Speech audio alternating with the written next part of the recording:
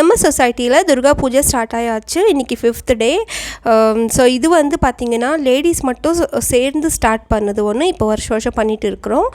ஒரு 9 நாளைக்கு வந்து எல்லாருமே இங்கே ஒரு பொழுது இருப்பாங்க. நைட்டில் கூட எதுவும் சாப்பிடக்கூடாது. மதியத்துக்கு மட்டும் நம்ம இந்த ஜவ்வரிசி வேணும்னா உப்புமா செஞ்சு சாப்பிடலாம். ஸோ அதுக்கு தான் நானும் வந்து வேர்க்கடலை வறுத்து வச்சுட்டேன். கொஞ்சம் ஏன்னா வெங்காயம் பூண்டு எதுவுமே தக்காளி எதுவுமே சேர்க்கக்கூடாது. ஸோ இது கொஞ்சம் கூட போட்டு சாப்பிட்டோன்னா நல்லாயிருக்கும் அப்படின்னு.